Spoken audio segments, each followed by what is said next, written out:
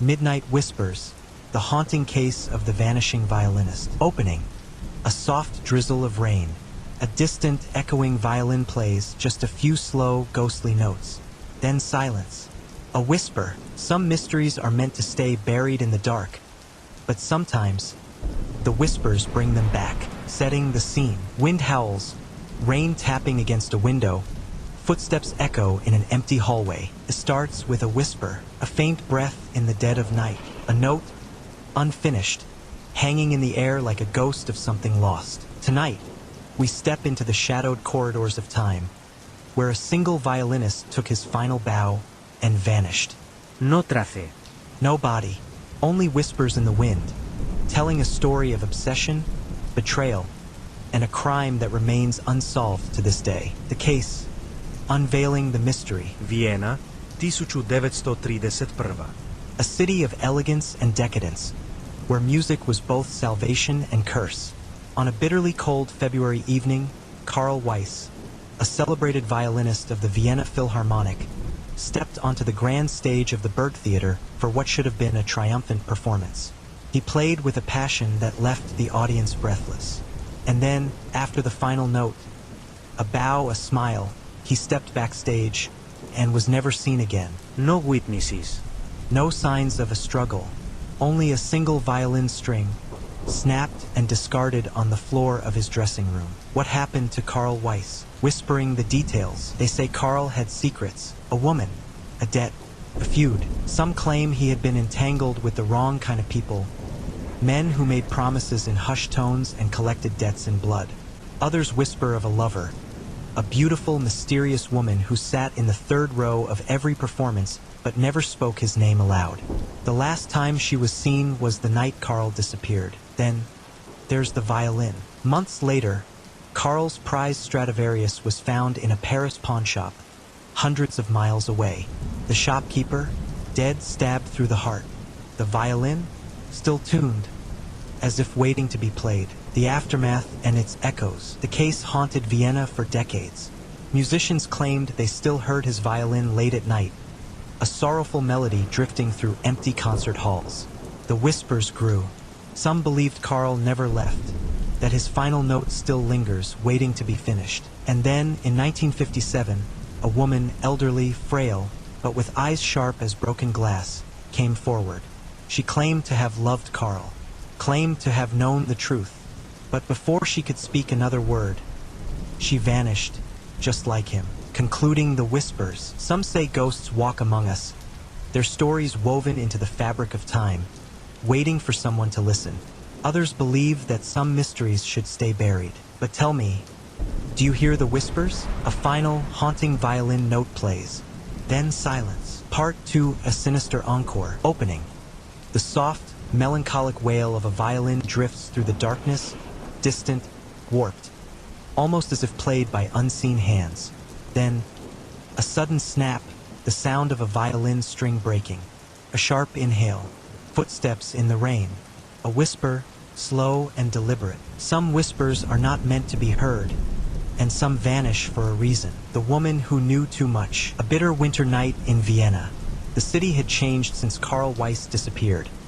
A war had come and gone, leaving its scars, but some ghosts refused to fade. She arrived at the police station just before midnight. A woman in her 70s, wrapped in a heavy black shawl, her face carved with time and secrets. She gave no name, only a whisper. "I know what happened to Karl Weiss." The officer on duty barely glanced up.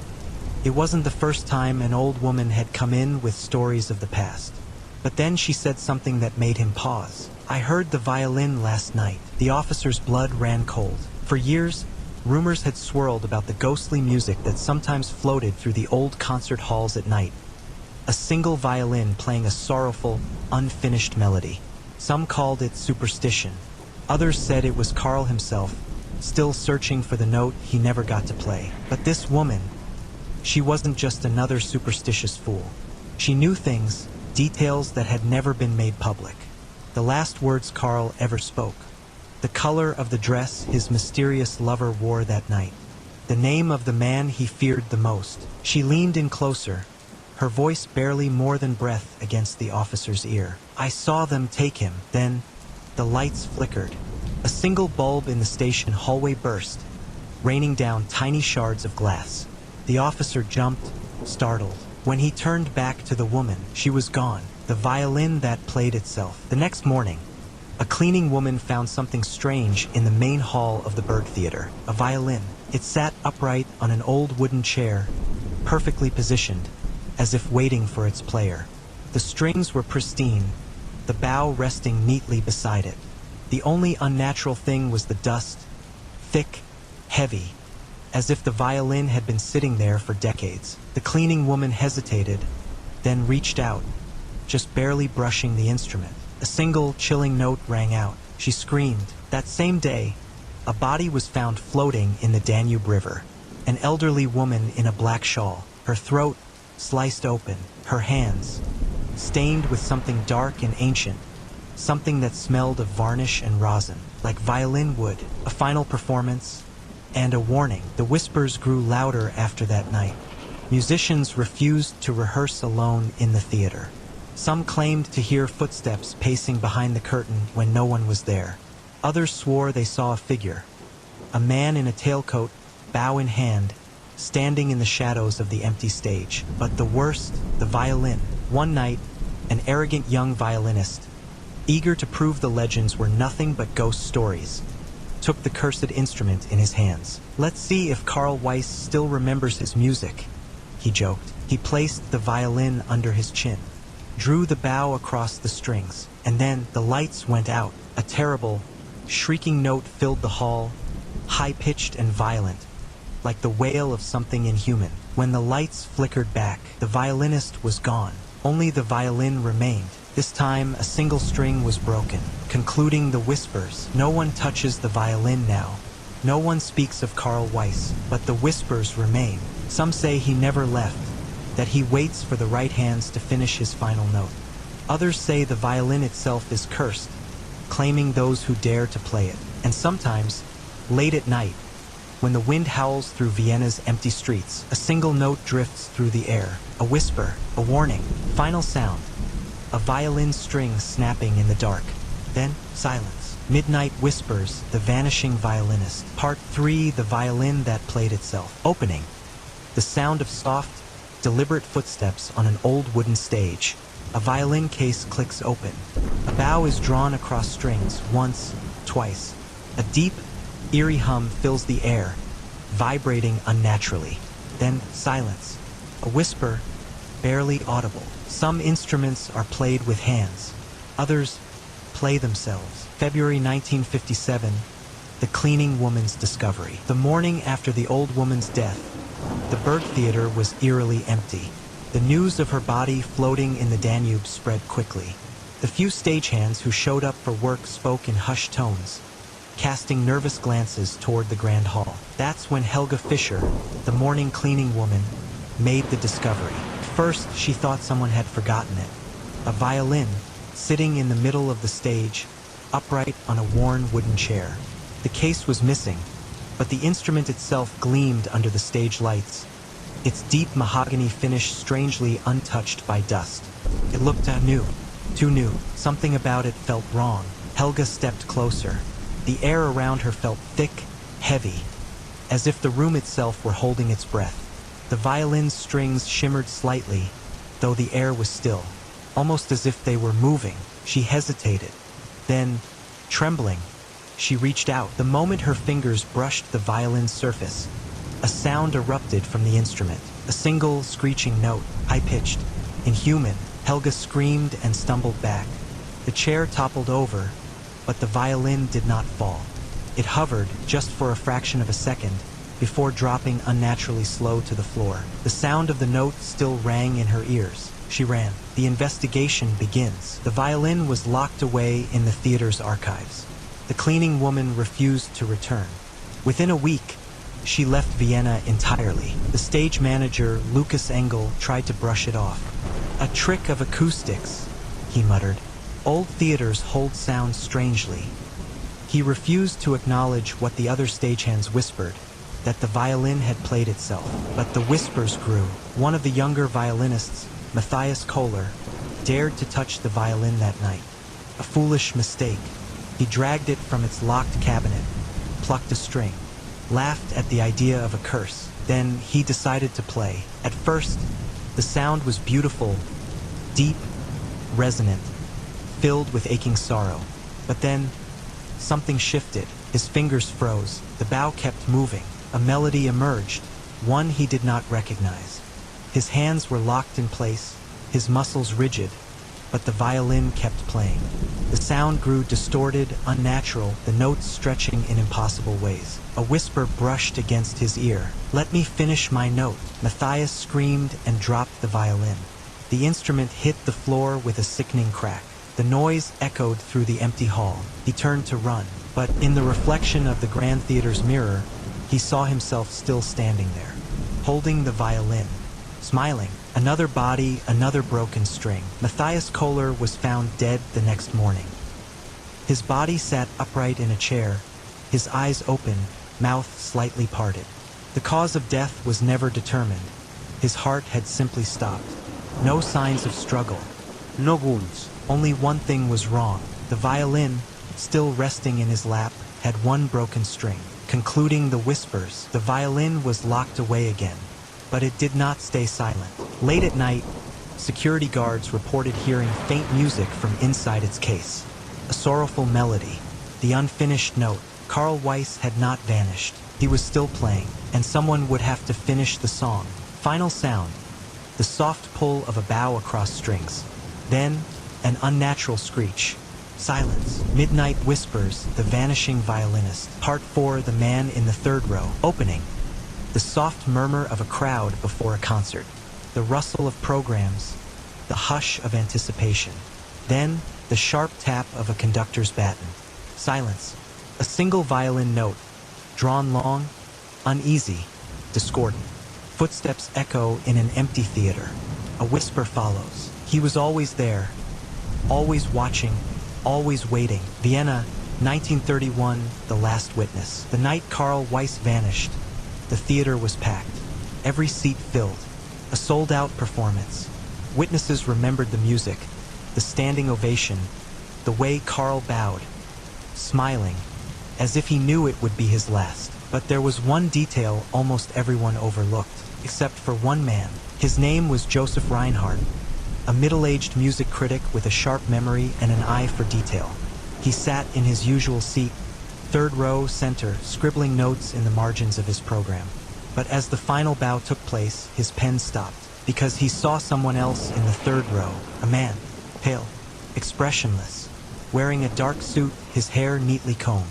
He sat perfectly still, his hands folded in his lap. Unlike the rest of the audience, he did not clap. He did not even blink. But the strangest thing, that seat had been empty when the concert began. And the moment Karl Weiss left the stage, the man was gone. Joseph felt a sudden, inexplicable dread. He turned to his left, then to his right, scanning the faces around him. No one else seemed to have noticed. The applause thundered on, the energy electric. But Joseph could still feel it, a lingering coldness. Something was wrong. That was the last time Karl Weiss was ever seen. Years later, the man who never aged. Joseph never forgot that night. For years, he searched for answers, interviewing theater staff, musicians, anyone who might have seen the mysterious figure in the third row. But no one recalled him. No ticket was sold for that seat. It was as if the man had never been there, until 26 years later. Joseph was now an old man. The Burgtheater had changed, but he still attended concerts, still sat in the third row center. It was a habit. A ritual, a way to chase the ghosts of the past. Then, one cold October evening, he saw him again. Same seat, same expression, same suit, unchanged. Joseph's blood ran cold. This was impossible. This man should be decades older, if he were even alive at all. But there he was, silent, unmoving, his hands folded neatly in his lap. Joseph turned to the man beside him, whispering urgently, "Do you see him?" The man in the third row, confusion. The man glanced over, frowned. There was no one there. Joseph turned back. The seat was empty, a name that should not exist. Terrified, Joseph began digging. He scoured old concert records, death certificates, anything. That's when he found it. An old program from Karl Weiss's final performance. Handwritten notes in the margins, his own notes. And on the back, a name, scribbled hastily, as if in a trance. Emmerich Faust. Joseph did not remember writing it. The name meant nothing to him, at least not yet. The photograph. One night, desperate for answers, Joseph visited the archives of the Vienna Philharmonic. He spent hours sifting through photographs of past performances, searching for any trace of the man in the third row. Then, in a brittle black and white photo from 1893, he found it. A concert at the Burgtheater, the audience visible in the background, and their third row center, a man, expressionless, pale, dark suit. Joseph's heart pounded. He flipped through more photos, decades apart. 1912, 1925, 1931, every time, same man, same seat, unchanged. He was always there, watching, waiting, and then Joseph found something even worse. In a photo from 1846, Karl Weiss was not yet born. The Burgtheater was still young, but the man in the third row was already there. Joseph's last words. Joseph Reinhardt did not sleep that night. He locked his doors, closed the curtains, stared at the photographs scattered across his desk, trying to make sense of the impossible. Somewhere in the back of his mind, a violin played, soft, faint, calling him. The next morning, Joseph was found dead in his study, his program from 1931 clenched in his hands. His mouth was open, as if he had tried to scream, but no one had heard him. Cause of death? Heart failure. But those who knew him swore he had been healthy, and one detail haunted those who saw his body. Though he had died in his study, his chair was turned to face the window, looking out toward the Burgtheater, looking at the third row, concluding the whispers. The name Emmerich Faust never appeared in any official record. He was never born. He never died. But he was always there, and he still is. If you ever attend a concert in Vienna, if you sit near the front, count the seats. Because sometimes in the third row center there's a man no one else sees, waiting, watching, and if you see him, do not let him see you. Final sound, the faint sound of a violin. Then a whisper, 2 words, unintelligible. Then silence. Midnight whispers, the vanishing violinist. Part 5, a letter from the dead. Opening, the rustle of paper. A fountain pen scratching across parchment. Slow, deliberate. A breath soft, uneasy.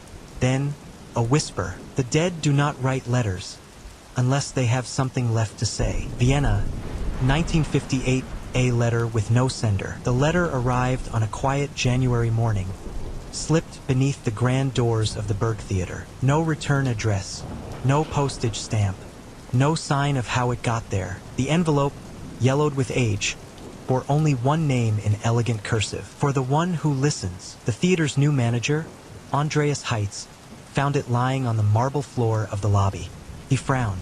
The handwriting, something about it felt wrong, old-fashioned, the kind of script you'd see in documents from another century. Slowly, he opened the envelope. Inside was a single sheet of paper, ink slightly faded, but legible. The date at the top made his breath catch. February 11th, 1931. The night Karl Weiss disappeared. The words of a vanished man. The letter read, I have heard the whispers. I have seen the man in the third row. I know now what he is. He has chosen me. There is no escape. Music is a door. Each note played is a step forward. The final note is the last step into something else. Something waiting on the other side.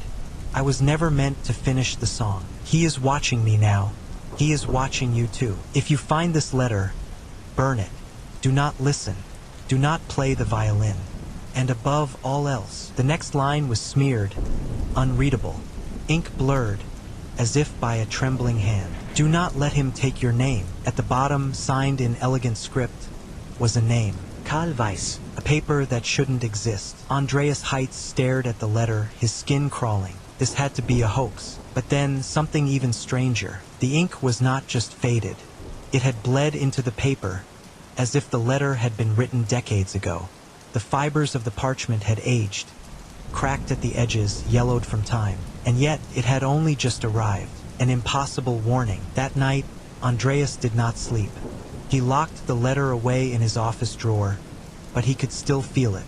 A weight, a presence lingering in the room. At 3 a.m., unable to ignore the unease, he returned to his office. The drawer was open, the letter gone. Only a single sound remained, a faint, lingering note, a violin string plucked by unseen hands, concluding the whispers. Karl Weiss des Appararet in 1931.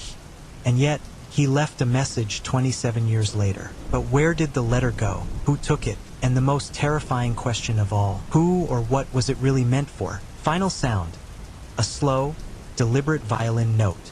Then, the creak of a chair, as if someone just sat down behind you. Midnight Whispers, The Vanishing Violinist. Part 6, The Devil's Instrument. Opening, a fire crackling. The slow drag of a bow across strings. Low, sinister, almost human. The sound distorts, warping into a whisper. An instrument is only wood and string, unless something else lives inside it. The violin's sinister origins. Karl Weiss's violin was no ordinary instrument. Few people knew where it came from. Even fewer dared to ask. It wasn't just the way it sounded. Its deep, haunting resonance. The way its notes seemed to linger in the air long after the music had stopped.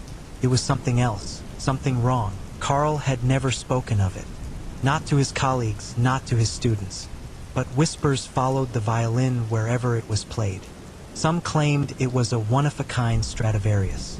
Others insisted it was far older, something from another time, another place. The truth was far worse. Hungary, 1767, the master violin maker. The violin was first crafted in a small Hungarian village, 2 centuries before Karl Weiss ever touched it. Its maker, Jacob Sturza, was a master luthier and a man with a dark reputation. His instruments were perfect, almost unnaturally so.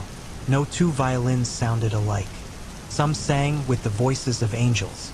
Others whispered in the dark. Jacob worked alone, his workshop filled with strange, unsettling objects. Unmarked books, jars of unknown substances, human-like figures carved from blackened wood. Villagers claimed he was a man who made deals with things best left unnamed. One night, a wealthy nobleman arrived at Sturza's shop, a patron of the arts, obsessed with music. He wanted a violin unlike any other, one that would make audiences weep, tremble, beg for more. Jacob agreed, but he had one condition. A violin this powerful must contain a soul. The nobleman, amused, dismissed it as a superstition. But weeks later, the violin was ready. And the nobleman? He was never seen again. Jacob had created his masterpiece, a violin so perfect, so haunting, that even those who did not play it could hear faint notes when standing nearby. It was said to weep at night, and in the right hands, it did not play music, it spoke, a legacy of madness and death. The violin passed from hand to hand over the centuries, leaving a trail of destruction. 1793, a French composer, after playing it for hours, claimed he could hear voices in the wood. He was later found with his wrists slashed open, a quill pen dipped in blood beside him. 1841, a Prussian violinist performed a solo concert using the instrument. Halfway through, he began screaming, clawing at his own eyes. He was committed to an asylum, where he continued to hum a tune that no one else could hear until the day he died. 1899, a renowned Austrian conductor burned the violin in a desperate attempt to destroy it. The next day, it was found untouched in his study.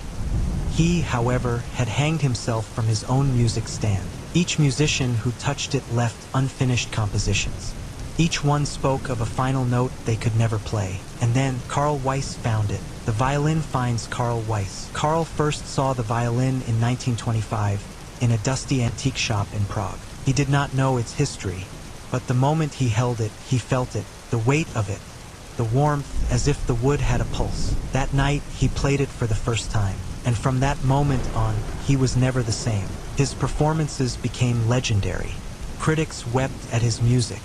Audiences claimed to feel things they could not explain. A sadness too deep, too unnatural. But Karl stopped sleeping. He spoke less and less. His colleagues noticed how he would stare at the violin after performances, whispering under his breath. By 1931, the Karl Weiss they had known was gone. and soon after, he was too. A violin that cannot be destroyed. After receiving Karl's impossible letter, theater manager Andreas Heitz became obsessed with the instrument. He wanted answers, so he tracked down the violin, and he tried to destroy it. He took an axe to it. The blade snapped. He threw it into a fire. The flames refused to touch it. He locked it away, and that night he heard it, a bow dragging across strings, a voice soft, familiar. Let me finish my note. The next morning, Andreas was found dead. The violin? It was sitting in the middle of the stage, waiting, concluding the whispers. The violin was created with a soul. But whose? And why does it need a final note to be played? Karl Weiss Vanishing. But perhaps he wasn't the first, and he won't be the last. Final sound. A slow, trembling violin note. Then a whisper. Just one word. A name. Unintelligible. Midnight Whispers, The Vanishing Violinist. Part 7, The Missing Violinist. Opening. The sound of a tuning fork striking metal. A violin being tuned. Each note ringing out. Crisp. Perfect. Then the bow glides across the strings. A slow, haunting melody begins, but suddenly cuts off. A whisper follows. Some who play never stop. Some who listen are never heard from again. Vienna, 1973, a violinist vanishes. His name was Elias Wagner, a promising young musician, 24 years old. Talented, passionate, obsessed. He had heard the legend of Karl Weiss's violin and dismissed it as a ghost story, a trick of history, something to entertain bored musicians. But when he first laid eyes on the instrument, something inside him changed. He had been given permission to study it just for a night, a single night. The instrument had been locked away in the archives of the Vienna Philharmonic for years, untouched since the death of Andreas Heitz. But Elias was different. He wasn't afraid, not yet. The final rehearsal. The theater was empty when he played it for the first time. At 2:47 a.m., a security guard, Otto Klein, reported hearing music echoing from the concert hall. Soft at first, then stronger, bolder, the kind of melody that grips the soul, that makes the air thicker. It wasn't a full song. It was a rehearsal, a piece being played again and again, trying to get something right. Otto, uneasy, followed the sound. The hall was pitch black. The stage lights should have been off, but they were on. A single spotlight. Elias stood at the center of the stage, bow in hand, eyes closed, playing with desperate intensity. The violin shook in his grip. His fingers bled, but he did not stop, did not blink, did not breathe. Otto stepped forward, and Elias's head snapped up. His eyes were wrong, wide, unfocused, like a man listening to something only he could hear. Otto called his name. Elias did not answer. He simply played faster, and then the lights flickered, and Elias was gone. No footsteps, no exit, no body. Security searched the theater. Every hall, every door. No sign of Elias. He could not have left. His violin case was still backstage. His coat was draped over a chair. The only thing missing was him, and the violin, the recording. Otto, shaken, reported what he saw. He was dismissed. No one believed him until they checked the security footage. At 2:47 a.m., Elias enters the stage. He begins to play. At 3:02 a.m., the lights flicker. The screen distorts. At 3:03 a.m., Elias is no longer there. No movement. Nobler. 1 second he was playing. The next, the violin drops to the floor, and the stage is empty. The footage was destroyed days later. No record remains. No trace of Elias was ever found. A whisper in the audience. A year later, during a performance at the same theater, a young woman in the audience screamed. She claimed she saw a man standing in the wings, watching, dressed in a suit, holding a violin. His lips moved, but no sound came out. When she was shown photos of Elias Wagner, she recognized him immediately, concluding the whispers. Elias Wagner played a song that could never be finished. And now, he listens. Some say if you sit alone in the theater late at night, if you listen closely, you can hear a violin still being tuned, as if someone is still waiting, still trying, still rehearsing. And if you turn your head too quickly, you might see him standing in the third row, watching, waiting. And if you hear him whisper your name, it's already too late. Final sound. The slow tightening of a violin string. A final whisper too faint to understand. then silence. Midnight Whispers, The Vanishing Violinist. Part 8a echoes in the concert hall. Opening. A faint, distorted recording plays. A violin hums in the distance, off-key, like an unfinished thought. Footsteps echo through an empty hall.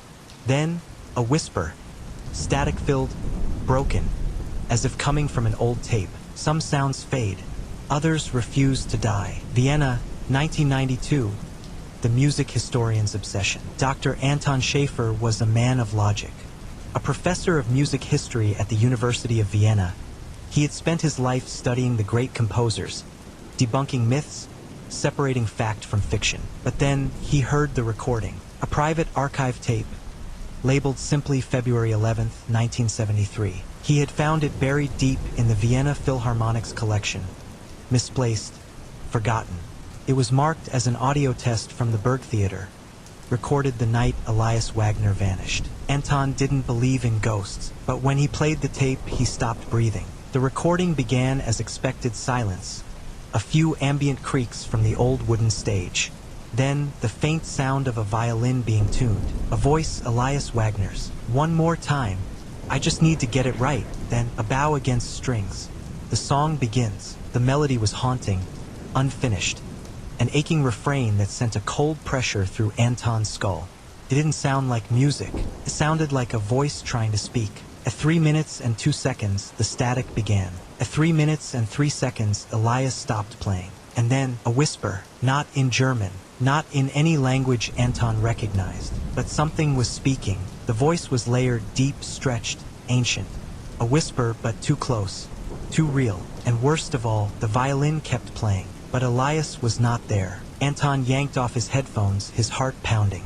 He could still hear the violin, even after the tape had stopped. The phantom recording. Anton tried to analyze the audio. He used sound spectrograms to break down the frequencies, looking for an explanation. But when he visualized the whisper, it was not sound. It was letters, a word hidden in the noise. Faust. The blood drained from Anton's face. Emmerich Faust, the man in the third row. He checked the waveform again. Another message appeared. I hear you. The moment he read it, his office door creaked open. He was alone, or at least he had been. Presence in the theater. Anton became obsessed. He convinced the Philharmonic to let him investigate the Burgtheater at night. He wanted to record new audio, compare it to the 1973 tape. So on October 17, 1992, he stood alone in the empty hall. He set up 3 microphones, one in the orchestra pit, one center stage, one in the third row, seat 7. He pressed record. Silence. Then a single violin note. But the violin was locked in the archives. No one was playing it. Anton's breath turned shallow. Then, in the third row, the air grew colder, and he felt it. Presence. Not just watching. Listening. The silence stretched. Then, a chair creaked. Anton ran. The final recording. When he listened to the new tape, he expected silence. He was wrong. At exactly 3 minutes and 3 seconds, the whisper returned. But this time, it was clearer. It spoke in German. It said, the note must be played. Anton's research ended that night. His notes were never published. The recording was erased. He refused to speak of it again. But those who knew him said he changed. He never attended another concert. He never listened to music again. And worst of all, he never entered a theater for the rest of his life. Because he knew something had been listening, and it was still waiting, concluding the whispers. The violin is more than wood and string. It remembers, it listens, and for those who get too close, it whispers back. If you ever hear a faint violin playing when no one is there, do not stop to listen. Do not turn around, because someone is sitting in the third row, and they are waiting for you to hear them. Final sound. A violin bow dragging slowly across a single string. Then soft breathing. A whisper, unintelligible. Then silence. Midnight Whispers, The Vanishing Violinist. Part 9, The Requiem of Madness. Opening. The frantic scribbling of a pen. The scratch of ink across sheet music. Erratic, desperate. A faint, uneven humming, at first human, then something else. A piano strikes a dissonant chord. A violin screeches. Then a whisper, breathless, urgent. Some songs are not meant to be finished. Some composers should never try. Vienna, 2001, the composer's descent. His name was Victor Grunewald, a rising star in the world of composition, celebrated for his haunting, emotional symphonies. He was a man obsessed with perfection, a genius but dangerously close to madness. Then he discovered Karl Weiss's unfinished piece. It was buried deep in the Vienna Philharmonic's archives, a forgotten fragment of handwritten sheet music. No title, no ending, a melody that had no resolution. Victor became fixated. "Music is meant to end," he told his colleagues. "I will finish what Weiss could not." He locked himself in his study. He worked for days without sleep. And when he emerged, he was not the same. The notes that should not exist. The music Victor wrote was wrong, followed no known scale. The harmonies clashed in ways that should have been unbearable, yet they sounded hypnotic. At first, the orchestra refused to play it. "This isn't music," the conductor muttered. "It's something else." But Victor insisted. They scheduled a private rehearsal, and that was when the nightmares began. The violinist who heard too much. 3 days before the rehearsal, the lead violinist quit. She did not explain why. She refused to speak Victor's name, but her roommate later revealed the truth. She kept waking up in the middle of the night, swearing she heard a violin playing in her closet. She said the melody was calling to her, and when she opened the door, there was nothing inside. The rehearsal that was never completed. March 3rd, 2001. The orchestra gathered in Bosendorfer Hall. Victor stood at the conductor's podium, his hands trembling. His eyes were sunken, bloodshot.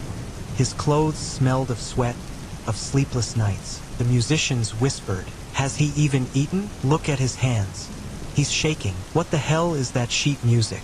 Those notes don't make sense." Victor raised his baton. The musicians hesitated. Then the first note was played, and the hall changed. The sound that should not exist. The moment the orchestra began, something shifted. The air became heavy.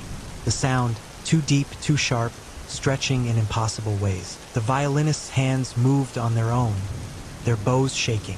The cellists felt the strings vibrate before they even touched them. And Victor, he stood frozen, staring, listening, his mouth slowly opening as if hearing something beyond the music.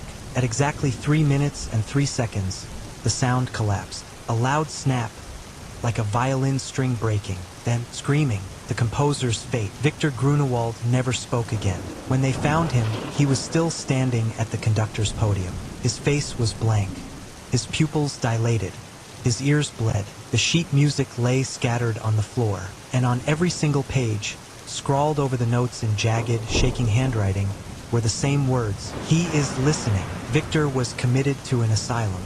He never played music again. When asked what happened in that hall, the remaining musicians gave contradictory stories. Some said they blacked out. Some said they saw a man standing in the third row. But the percussionist, the only one who hadn't played a single note, swore that at the exact moment the music stopped, he heard a whisper, "Almost finished," the music that plays itself. Victor's symphony was locked away. The sheet music was never performed again. But something strange began happening in Bosendorfer Hall. Musicians began hearing faint music at night, strings tuning themselves, a violin playing when no one was there, and sometimes, when the hall was completely silent, the air still vibrated, as if the final note was still waiting to be played. Concluding the whispers, music is a door. Some songs should never be completed. Some composers should never try. And if you ever find yourself in an empty concert hall late at night, if you hear a violin playing softly in the distance, do not follow the sound, because the conductor is still standing there, and the next note might not be yours to play. Final sound. A violin bow scraping across a single string. Then silence. A breath. A whisper. A single, chilling word. Again, Midnight Whispers, The Vanishing Violinist. Part 10, Blood on the Strings. Opening. The sound of rustling fabric. A violin case being unlatched. Fingers brushing across polished wood. A sharp inhale. Then the slow, eerie pluck of a single string. A whisper follows, low, deliberate, almost amused. Some things are not meant to be stolen. Some thieves take more than they realize. Vienna, 2006, The Stolen Violin. It should have been an easy job. Private collector. A high-value instrument. A museum piece locked away in a climate-controlled vault. The Schönbrunn auction house held artifacts worth millions.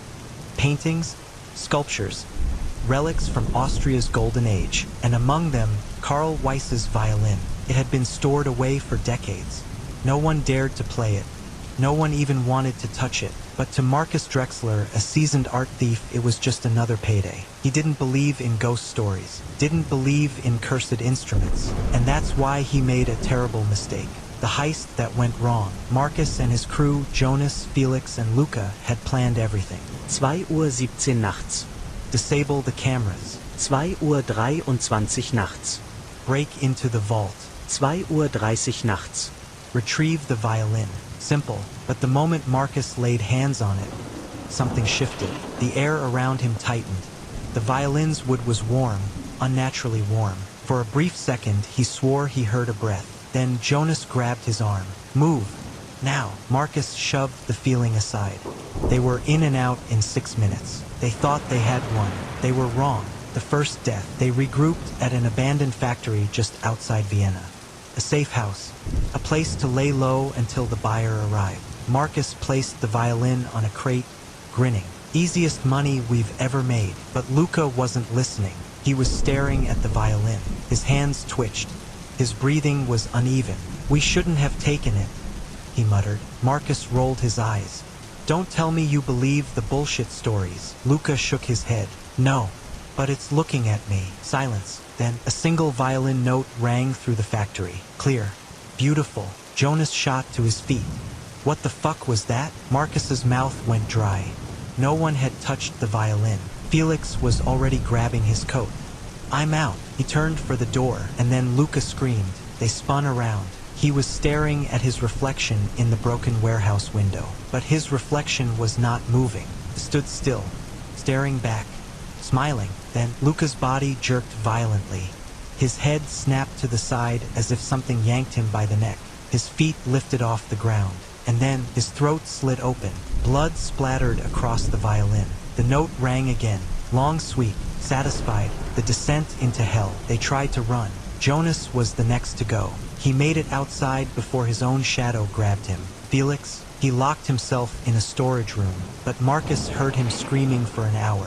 And then the whisper soft, mocking. Almost finished. The door swung open. Felix was gone. Only his clothes remained, folded neatly, as if he had simply been erased. Marcus final moments. Marcus was the last. He grabbed the violin, intending to smash it, burn it, but the moment his fingers curled around the neck, his body froze, and he felt it. Not wood, not varnish, something breathing beneath his fingers. The violin's strings tightened on their own. Marcus tried to let go, but his hands would not obey. And then the bow lifted, and he played, not by choice, by force. The music flooded the factory. The violin was using him. Faster, faster. The bow moved so quickly his fingertips split open. Blood ran down the instrument. The whispers grew louder. Yes, yes. Finish it. And then a final, deafening note. A snap. Darkness. The aftermath. The next morning, the police found the warehouse. Inside they found Luca's blood-stained clothes. His body was never recovered. Jonas's boots, filled with something unidentifiable. Felix's coat. A single piece of parchment inside, reading, I hear you. Marcus Drexler, sitting upright in a chair, his face locked in a scream, his hands curled into claws, his body mummified, as if drained of life in a single night. The violin, gone. The violin that moves on. 2 weeks later, an anonymous bidder purchased an unmarked violin at a black market auction in Prague. The seller, unknown. The buyer, a man in a dark suit, sitting in the third row. And when the auctioneer handed it to him, he simply whispered, not yet, concluding the whispers. Some things are not meant to be stolen. Some things choose where they go. And the violin, it is still waiting, for the right hands, for the right moment, and for the final note, final sound. A violin being tuned, slow, deliberate. Then a breath, a whisper. So close, you can almost feel it on your skin. Soon, Midnight Whispers, The Vanishing Violinist. Part 11, The Cult of the Unfinished Note. Opening. A slow, rhythmic chant, dozens of voices humming a single note in perfect harmony. A violin begins to play, softly at first, then violently. A knock echoes against wood. 3 times. Then silence. A whisper follows, measured, reverent. Some do not fear the whispers. Some worship them. Vienna, 2010, The Invitation. The email arrived at exactly midnight. Dr. Matthias Albrecht, a renowned musicologist, had spent years researching Karl Weiss's violin. He had studied the disappearances, the cursed performances, the fractured recordings that contained sounds not meant for human ears. But this was different. The email had no sender, no subject line, just a single line of text. The note must be finished. We have heard it. Will you? Attached was an address in the countryside. No explanation, no instructions, and yet Matthias felt it. A pull, a whisper in the back of his mind. He knew he had to go. The silent gathering. 2 nights later, Matthias arrived at a forgotten estate on the outskirts of Vienna. The mansion was old, crumbling, its windows blackened as if they had never seen sunlight. A man in a black suit met him at the gate. He did not speak. He simply opened the door. Inside, dozens of people were gathered. Men and women of wealth, power, influence. Composers, musicians, patrons of the arts. And yet the room was silent. They all stood in a perfect circle, facing a single object in the center. A violin case. Matthias's breath caught. It was Karl Weiss's violin. The ritual begins. An elderly woman stepped forward. Her voice was soft, but her words held authority. For centuries we have listened. For centuries we have waited. Music is a door. Notes are the key. The final note remains unfinished. Matthias felt lightheaded. The air was thick, charged with something unnatural. The woman gestured to the violin. Would you like to hear it? Matthias hesitated. Then slowly he nodded. The man in the suit picked up the violin and played the sound that should not exist. The first note was beautiful. The second was wrong, not out of tune, not dissonant, wrong, like a sound never meant to exist. Matthias clutched his head. His ears rang. His heartbeat stuttered. And then, beneath the music, he heard it, the whisper, not from the violin, from the people around him. They were humming, a single unbroken note. Their lips never moved, but the sound grew louder. And then, Matthias understood. They were not singing. They were listening. Something else was singing through them. The man in the third row, the violinist, stopped. The final note remained unfinished. The humming died away. Then, for the first time, the woman smiled. He is here. Matthias turned and saw him, the man in the third row, expressionless, still, watching. Matthias's body locked in place. His lungs forgot how to breathe. He wanted to run, but his shadow did not move. Then, the man in the third row opened his mouth. Matthias heard nothing, but his mind shattered. Matthias's fate. He awoke outside the estate. The sky was gray. His clothes were damp with morning dew. His body was untouched, but his mind was broken. He could still hear the music, the unfinished note, the humming that never ended, and worst of all, the silence where a voice should have been. Matthias never spoke again. His research was abandoned.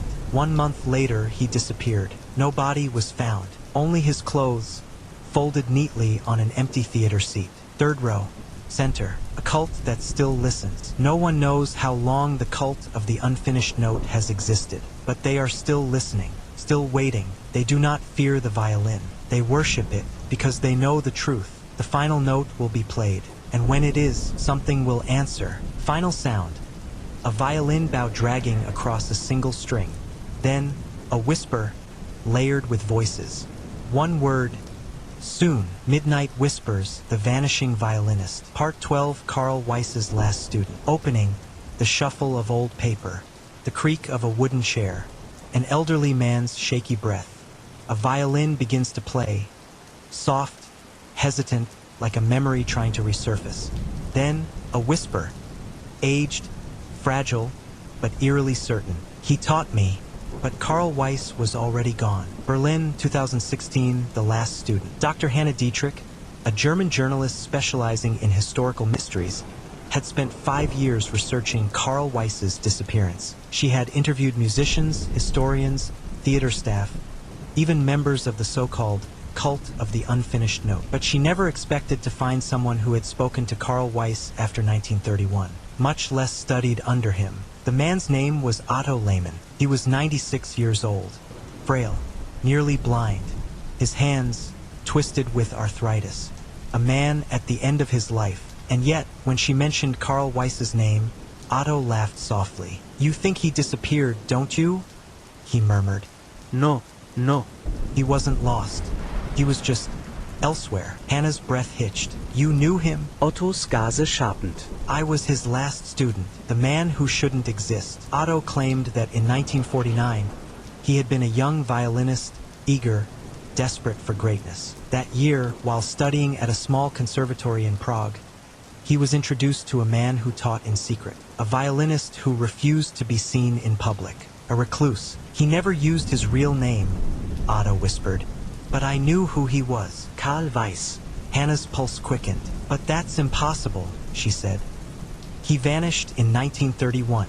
You were with him in 1949. Otto gave a slow, sad smile. He was different by then, thinner, paler.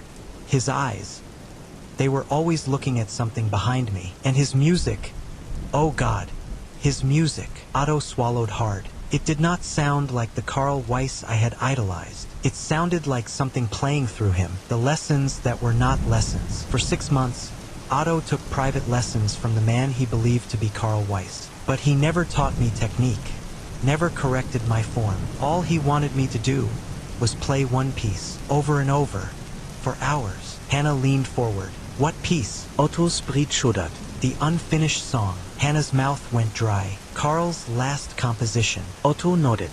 "He never let me finish it. Each time I reached the final note, he would stop me. Asterisk, he would grab my wrist hard. And his eyes." He shivered. It was like he was afraid of something. Afraid of what? Hannah whispered. Otto hesitated. Then, in a voice so soft she almost didn't hear it, afraid of what would happen if it was completed. The night Otto saw the truth. One evening, Otto arrived at their lesson to find the door to Karl's apartment ajar. Inside, the room was dark.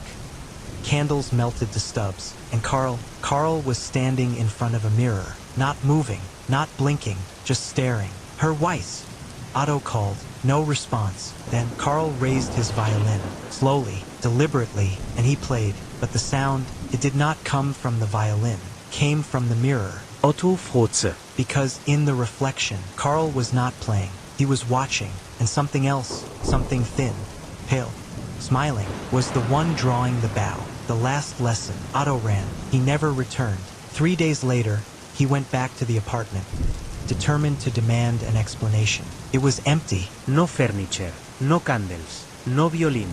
No Karl. Only a single piece of parchment on the floor. It was sheet music, the unfinished song, but the last note had been written in blood, and at the bottom, where a composer's signature should have been, there was only one word.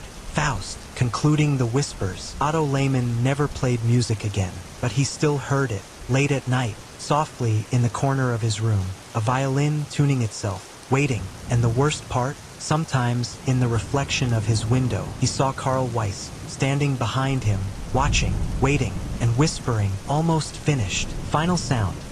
A bow dragging slowly across a single string, then a whisper close, too close. A single word, listen. Midnight Whispers, The Vanishing Violinist. Part 13, The Night the Orchestra Vanished. Opening. The murmur of an audience settling into their seats. Soft laughter, the rustle of programs. A conductor's baton taps against a music stand. Once, twice. Silence. Then, a violin begins to play. First, a single note. Then another. The melody builds, beautiful, haunting. And then a sudden, piercing shriek. Chairs scrape against the floor. Rushed footsteps. The violin stops. A whisper follows. Low, breathless, almost in awe. An entire orchestra played, and not a single one remained. Vienna, 1989, the concert that never ended. It was supposed to be a historic performance, a special midnight concert at the Burgtheater, celebrating the 100th anniversary of the Vienna Chamber Orchestra. 40 musicians, a sold-out audience, a night of classical perfection. But by morning, the entire orchestra was gone. No bodies. No signs of struggle, just vanished. The last witness, Clara Huber, was one of the lucky ones. She had been an usher at the Burgtheater for nearly 20 years. That night, She stood near the entrance, watching the audience settle in. "I remember the excitement," she later recalled. "Everyone was waiting for something special. The program was simple: Mozart, Beethoven, and a never-before-performed arrangement of an unfinished piece. A lost composition." Bei Karl Weiss. The performance begins. At midnight precisely, the conductor raised his baton. The first notes filled the theater, rich, elegant, perfect. Clara closed her eyes, absorbing the sound. But then something changed. The music shifted, first subtly, then unmistakably. The melody warped. It was no longer the piece on the program. It was something else, something wrong. The musicians kept playing, not by choice, but because they couldn't stop. The sound that took them. By the third movement, the air felt heavy. Clara described it as a pressure in her chest. Like the sound was filling more than just the theater. Like it was pulling something in. The violinist's bows moved faster. Their fingers bled. The cellist's arms shook violently, yet they kept playing. And the conductor, he was crying, silent tears running down his face. His hands still moved, but his eyes, they were fixed on the third row, the final note. At exactly 3 minutes and 3 seconds, it happened. The music swelled, the pressure intensified, and then the final note played, a single, stretched-out, impossible sound. Clara swore it was not a violin, not an instrument at all. Something else was making that sound. The air collapsed, the theater lights shattered, darkness, and when the lights flickered back, the entire orchestra was gone. Every seat empty, every music stand bare, every instrument left behind. The bows were still swaying mid-stroke, as if they had not yet realized their players were gone. The recording that should not exist. Days later, officials reviewed the concert hall's audio recording. Most of the performance was normal, until the final note. At that moment, the waveform became unreadable, just static, a screeching, unnatural distortion. But beneath the noise, buried so deep that only advanced sound analysis could extract it, was a voice, whispering, singing, a single phrase repeated over and over. Wir hören dich. "We hear you," the missing orchestra, and the man who returned. None of the 40 musicians were ever seen again, except for one. In 1996, 7 years later, a man was found wandering a road outside Vienna, naked, starving, muttering under his breath. It was Augustin Vogel, the lead violinist from the missing orchestra. His body was intact, but his mind was gone. When questioned, he said only one thing, over and over: "The concert is still going. We are still playing, and they are still listening." Concluding the whispers, "Music is a door. Some doors should never be opened." The Vienna Chamber Orchestra played Karl Weiss's final composition, and for that, they were taken. But if you listen closely on cold, silent nights, you might still hear them, faintly, somewhere beyond this world, still playing, still waiting, for an audience that cannot leave. Final sound. A bow gliding across strings, slow, endless, distant applause. Then a whisper, soft, expectant. Encore. Midnight Whispers, The Vanishing Violinist. Part 14, The Whispering Woman. Opening. The distant echo of footsteps in an empty hallway. A door creaks open. The sound of soft crying, muffled, fragile, almost inhuman. A violin begins to play, slow and mournful. Then a whisper, a woman's voice, trembling, pleading. "He loved me, and it took him anyway." Vienna, 1908, A Forgotten Love. Long before Karl Weiss vanished, before the violin claimed its first victim, there was a woman. Her name was Anneliese Roth. She was beautiful, poised, a gifted pianist, and for a time she was Karl Weiss's greatest love. But history forgot her, or perhaps something erased her. The woman in the third row. Anneliese was always there. At every performance, she sat in the third row center seat. She never missed a single concert. But in the months leading up to Karl's disappearance, she had changed. She stopped speaking to friends. She stopped playing piano. She stopped sleeping. Witnesses described her staring at the stage with haunted, sunken eyes. One of Karl's colleagues later recalled, "She told me she heard something in his music, something whispering to her." The sudden death of Anneliese Roth on February 8,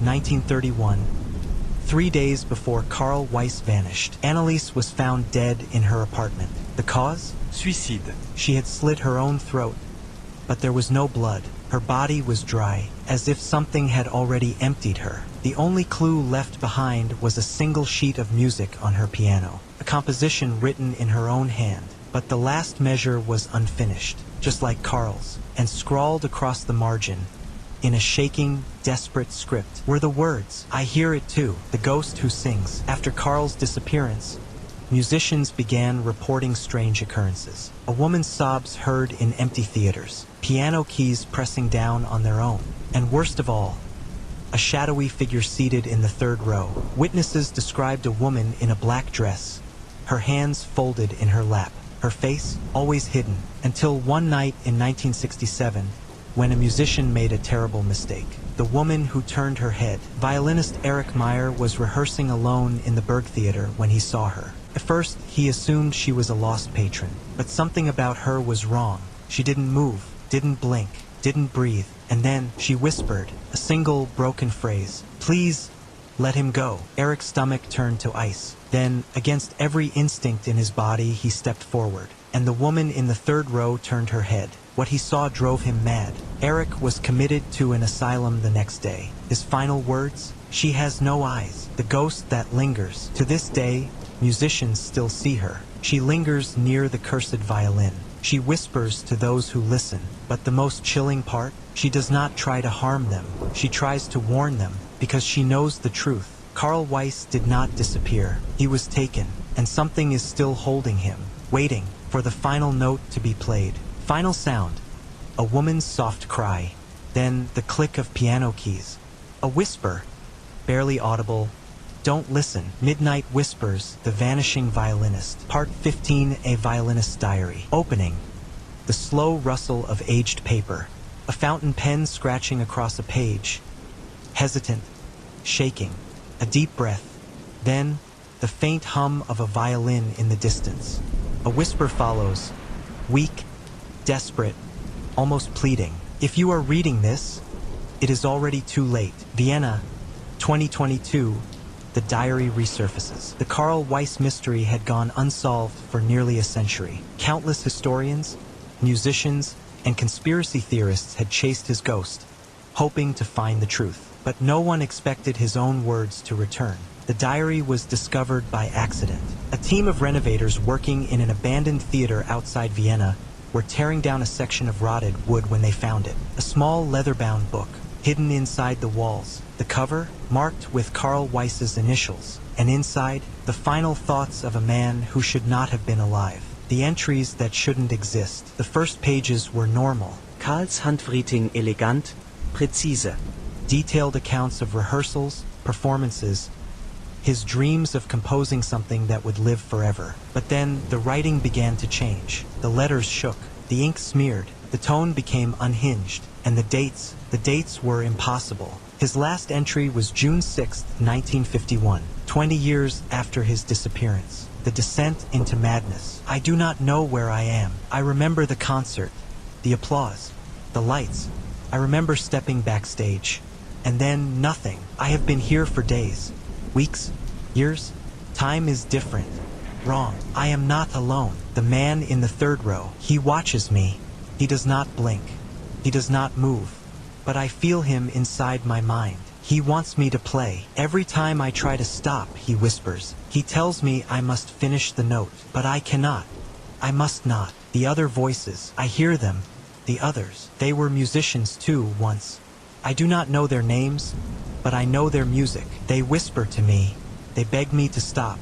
They say once I finish the note, I will become like them, trapped, forgotten, a song with no end. The final warning. If this diary is found, burn it. Burn it and never speak of me again. Tell them I died. Tell them I never wrote this. Do not listen to the violin. Do not sit in the third row. Do not let him hear your name. The last page, the final entry, contained only 2 words, scrawled over and over, in shaky, uneven strokes, as if Karl had written them in a frenzy. He knows. Beneath it, a dark stain, not ink, something older, something dry, something that smelled like wood and rosin and death. Concluding the whispers, the diary was sent to a private collector. Then, within weeks, it disappeared. No one knows where it is now. But those who touched it, they say they hear music at night, a violin being tuned, a bow dragging across strings, and a whisper, soft, eager, almost finished. Final sound, a slow violin note, then the soft rustle of pages turning, a breath too close to your ear, then silence. Midnight Whispers, The Vanishing Violinist. Part 16, A Modern Curse. Opening, the distant hum of static, a keyboard clicking, a notification sound, soft, electronic. A video stream begins. A faint violin tune plays in the background, slow, eerie, unfinished. Then, a whisper, faint, distorted, hidden beneath the white noise. He's playing it. He's playing it live. Berlin 2023, the live stream that went wrong. At exactly 11:47 p.m., violinist Leonard Fischer pressed start broadcast. A rising star in the world of classical music, Leonard had gained a huge online following. He was known for playing lost compositions, forgotten pieces, music that had been buried in time. But this night was different. This night, he promised something no one had ever heard. Piece never completed. A song that had no ending. Karl Weiss Finalkomposition. The chat room reacts. Thousands of viewers tuned in. First, it was like any other stream. Leonard greeted his fans, adjusted his camera, lifted his violin. "This piece is special," he said. "It was meant to be finished nearly a century ago, but no one ever dared to complete it. Until now." He smiled. Then he began to play. The chat flooded with excitement. "This sounds amazing. What is this? It's hauntingly beautiful. Sounds almost alive?" But then messages changed. "Something's off. Why does the violin sound like it's breathing? Did anyone else hear that whisper?" And then, "Leonard, there's someone behind you." The music that played itself. At 2 minutes in, Leonard's expression shifted. His smile faded. His eyes widened. The violin kept playing, but his hands had stopped moving. His bow hovered above the strings. Yet the sound continued. "He's not playing. WTF is happening? Leonard, say something." The music grew louder. The screen glitched. Leonard's mouth opened, but he didn't scream. He didn't speak. He just stared, as if he was listening to something only he could hear. The shadow in the camera feed. At 3 minutes and 3 seconds, the music stopped. The screen distorted. For less than a second, a blurred figure appeared behind Leonard. Tall, still, expressionless, dressed in a dark suit, sitting in the third row of an empty theater. The chat exploded. "Who was that? Is this a joke? Leonard, answer us." But Leonard did not move. His face was frozen in horrified recognition, as if he knew what he was looking at. Then the stream cut to black. The empty room. Police arrived at Leonard's apartment minutes later. His door was locked from the inside. His computer was still streaming, but the room was empty. Leonard Fischer was gone. His violin lay on the floor. One string was snapped, and on his desk, a single message typed into his chat window. "The concert is still going. The live stream that watches you." The video was deleted. Authorities claimed it was a hoax, a publicity stunt gone wrong. But those who saw it live, they still hear the music. They say that at exactly 11:47 p.m., if you visit the old URL of Leonard's channel, the screen flickers, and for a brief second you can see a theater, a stage, an orchestra still playing, and somewhere in the third row, a figure sitting motionless, watching, waiting, and if you look too closely, it looks back. Final sound, a faint notification chime, the crackle of a video reconnecting, a single violin note playing just for you. Then silence. Midnight Whispers, The Vanishing Violinist. Part 17, The Man in the Mirror. Opening, the slow drip of water. Bare footsteps on a bathroom floor. A light flickers, buzzing, humming, uneasy. A breath, shaky, hesitant. Then the scrape of a razor against glass. A whisper, distant, yet somehow right behind you. If you see him, it's already too late. Vienna, 2024. Reflections that do not reflect. After Leonard Fischer's disappearance, strange reports began surfacing online, not just from those who had watched his cursed livestream, but from survivors of past encounters with Karl Weiss's violin. The musicians, the historians, the ones who had gotten too close but somehow escaped, they all described the same thing. Their reflections were no longer their own. The man who saw himself watching. It started with Victor Engel, a retired cellist from the Vienna Philharmonic. Victor had been in the audience the night the Vienna Chamber Orchestra vanished in 1989. He had never spoken about it, had never told anyone what he saw, until now. "It was late," he whispered in a recording to a friend.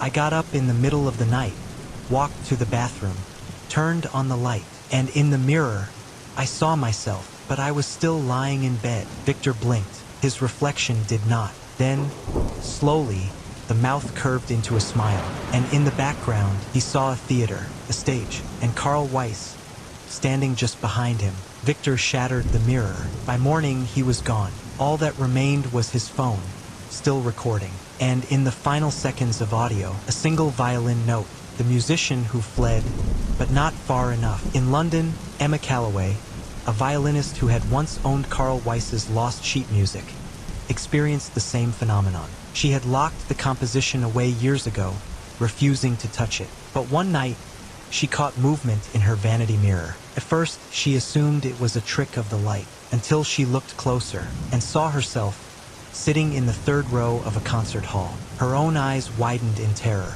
as if she were watching something she could not escape. Then her reflection whispered, "He is behind you." Emma never looked in a mirror again, but 2 weeks later, she was found in her apartment, the walls covered in broken glass, her violin strings all snapped, and her body missing. The man who spoke with Karl Weiss. The strangest case was Dr. Elias Brandt, a historian specializing in lost compositions. He had spent decades studying Karl Weiss. He had even claimed to have seen the Whispering Woman. But his final testimony was the most disturbing. "I see him now," he told a friend in a voice message. "Not in dreams, not in shadows, in reflections. He is always behind me, in store windows, in car mirrors, in puddles. And last night, he spoke." Elias's voice trembled. "He told me to play. He told me if I played, he would stop. But I know the truth. If I finish his song, I will take his place." Elias shattered every mirror in his home. 1 week later, he vanished. But on his desk, there was a note, scrawled in uneven handwriting. For words, "Don't finish the note. What happens when he sees you?" It is unknown what Karl Weiss truly became. But those who see his reflection never survive long. He lingers in glass, in shadows, in screens, in the places we expect to see ourselves but do not. And if you ever see something watching you from a mirror, if it doesn't blink when you do, if its mouth moves but yours does not, turn away, do not listen, and never, ever finish the song. Final sound, a slow breath, the shatter of glass, then a whisper, soft, inviting. Look closer. Midnight Whispers, The Vanishing Violinist. Part 18, the 21st string. Opening. The soft click of a violin case being unlatched. A breath, shaky, uncertain. Fingers brush against polished wood. Then, a single violin note, drawn long, uneasy. The sound distorts, stretching beyond natural limits. A whisper follows, soft, deliberate. Some violins are made of wood. Others are made of something else. Vienna, 2024, the restoration that shouldn't have happened. The Karl Weiss violin had been missing for nearly a decade. After the disappearance of Leonard Fischer, it had been lost to the underground, passed between collectors, smuggled through black market auctions, traded in dark rooms where price mattered more than provenance. Then, in early 2024, it resurfaced. A private collector, eager to restore it, sent it to luthier Lucas Reinhardt, one of Vienna's most respected violin makers. He had restored Stradivarius violins, Paganini's instruments, but nothing prepared him for this. The violin that played itself. Lucas examined the instrument carefully. The wood was old but untouched by time. No warping, no cracks. The varnish, it smelled faintly of burnt wood, and something sweeter, something rotten. Then he plucked a string, and before he could move his hand, the violin resonated on its own. The note dragged out too long, too full, as if the violin was still playing after he had stopped. Lucas's breath hitched. His instincts screamed at him to lock it away, but he didn't, because when he looked closer, he saw something wrong, something impossible. The 21st string. Violins have 4 strings, but beneath the bridge, hidden under the fingerboard, Lucas found a 5th. At first, he thought it was a mistake, but as he traced its length, his fingers stopped. The string was not gut, not synthetic. It was something else, something fine, smooth, slightly coarse. And then it hit him. It was hair, human hair, the horror beneath the wood. Lucas's pulse pounded. This was wrong. No violin was strung like this. No instrument had ever been crafted like this. His hands shook as he took a small blade and began carefully lifting the top plate. As the wood separated, something fell out. Something dry, brittle, curled from age. A single, yellowed fingernail, still attached to a fragment of flesh. The violin that was never meant to be played. Lucas staggered back. His mind raced. Was the entire violin? Was it even wood at all? He grabbed a scalpel and scraped at the surface, just beneath the varnish. The material beneath wasn't aged spruce or maple. It was something denser, something with the texture of bone. And then the violin played a single note. By itself, the bow lay untouched on the table. Yet the strings vibrated. The pitch rose, stretched, unnatural. Impossible. And in the hollow body of the instrument, Lucas heard something moving. The violin that was once alive. He slammed the violin back into its case, tried to breathe, tried to make sense of what he had just seen.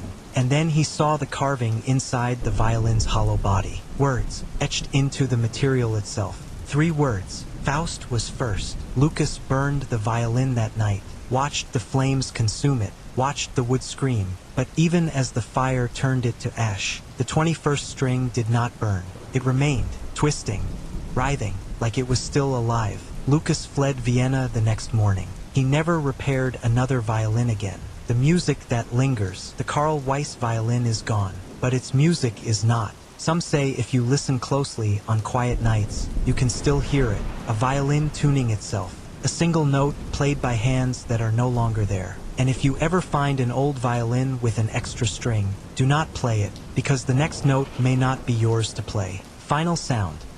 A bow scraping across an unyielding string. A whisper close, too close. Almost finished. Midnight Whispers, The Vanishing Violinist. Part 19, The Concert of the Dead. Opening. The distant murmur of an audience. Program rustling. A conductor's baton taps against a podium. Once. Twice. Silence falls.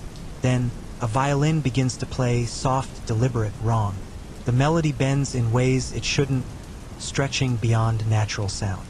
A whisper follows, calm, expectant. They have been waiting, and tonight, they will play. Vienna, 2025, the impossible announcement. It started with a poster, a single concert flyer, appearing overnight, plastered across the walls of Vienna's old city center. It advertised an event that should not exist, a one-night-only performance, featuring the Vienna Chamber Orchestra, the same orchestra that vanished in 1989. The date? March 3rd, 2025. The location? The Burgtheater. The program? Karl Weiss Finalkomposition. No one knew who printed the posters. No one knew who booked the venue. Yet the theater's doors were open, and tickets were being delivered to the wrong people, the invitations no one wanted. Over the next 3 weeks, reports surfaced across Vienna. Musicians, critics, survivors of past encounters with Karl Weiss's violin. They all received the same envelope, thick parchment, sealed in black wax. Inside, a single concert ticket, no return address. No explanation. Just a message, scrawled on the back. You are expected. Some tried to throw them away, but the tickets always came back. In their pockets, on their nightstands, waiting. And when March 3rd arrived, the theater was full. A concert with no musicians. The crowd sat in silence. The lights dimmed, and at midnight precisely the curtain rose. The stage was empty. No musicians. No conductor, only chairs, music stands, and at the center of the stage, a single violin, Karl Weiss's violin. Then the music began. The orchestra that wasn't there. No bows moved, no fingers pressed against strings. Yet the music played. First a single violin, then a cello, a viola, a full, swelling orchestra. Rich, perfect, terrifying. The audience sat frozen. Some tried to run. None of them moved. Their bodies would not obey, because the music was not meant for them. It was meant for something else. And then the final note began, the curtain that never fell. No one knows exactly what happened next, because the concert never ended. When police arrived the next morning, they found the theater doors locked from the inside. 1,347 empty seats, coats, programs, shoes, watches, abandoned, but no bodies. The audience had simply disappeared. Only the concert programs remained, and each one had been altered. Where Karl Weiss's final composition should have been listed, there was a new name, a name that had not appeared in any official record, a name that should not exist. Emmerich Faust, a performance that never ends. No one speaks of March 3rd, 2025. But sometimes, late at night, if you stand outside the Burgtheater, if you press your ear against the door, you can still hear them. The violins, the cellos, the whispers of an audience that can never leave. And if you listen too long, you might find a ticket in your pocket with a message. You are expected. Asterisk, final sound. Applause, distant, endless, growing louder. Then a whisper. Encore. Midnight Whispers, The Vanishing Violinist. Part 20, the last note. Opening. A slow inhale. A violin tuning, soft, deliberate, patient. A bow scraping across strings. A distant audience murmuring, shifting in their seats. Then silence. A whisper, clear, measured, final. It was never about the music. It was about the silence that comes after. Vienna, 2026, the final investigation. A year had passed since the Concert of the Dead. 1,347 people had vanished that night. No bodies, no clues, no way to explain what happened. The Burgtheater had been closed ever since, but someone still heard the music, a faint, distant melody that never stopped. And one man had decided to find the source. His name was Gabriel Voss, a journalist obsessed with the legend of Karl Weiss. And on the night of March 3rd, 2026, he broke into the abandoned theater. His camera was still streaming when he disappeared. The final recording. Gabriel's footage was recovered. It lasted exactly 3 minutes and 3 seconds. The first 30 seconds were silent. Then a faint hum, strings tuning themselves. Somewhere, in the darkness, a chair creaked. Gabriel's breathing quickened. "Who's there?" he whispered. No answer. Then a violin began to play, the same unfinished song. Karl Weiss song. Gabriel turned the camera toward the stage, and there, standing beneath a single spotlight, Was Karl Weiss. the man who never left. He looked exactly as he had in 1931, his suit unchanged, his violin perfectly in tune. But his eyes, they were black, empty, and behind him, seated in the shadows, was the audience. Rows and rows of motionless figures, eyes wide, mouths open, as if they had been mid-scream, and then silenced. The missing, the ones who had never left the concert. Gabriel stumbled backward. This isn't real. But then Karl Weiss spoke. His voice echoed, layered, as if 1,000 voices spoke through him. You came to listen, the last note that should never be played. Karl lifted his violin, placed the bow against the strings, and began to play the final note. Gabriel screamed, his camera distorted, the screen flickered, and just before the feed cut to black, the camera captured one final image, a single name, carved into the wood of Karl's violin. Emmerich Faust, and then nothing. Gabriel Voss was never seen again. The truth behind Emmerich Faust. For years, historians searched for records of Emmerich Faust. A composer, a musician, patron, but no birth certificate existed. No death records. No mention in history until they looked deeper and found an old folktale from the 1700s. A story of a man who never died. A violinist who made a deal with something ancient. A musician who played a song so powerful, so perfect, that he became part of it. Not a man, not a ghost, but a note that never ends. Karl Weiss had not disappeared. He had taken Emmerich Faust's place. And one day, someone else will take his, because the final note has still not been played. And until it is, the concert never ends. Asterisk, final sound. A bow gliding across a string, slow, inevitable. A whisper soft, inviting. Your turn.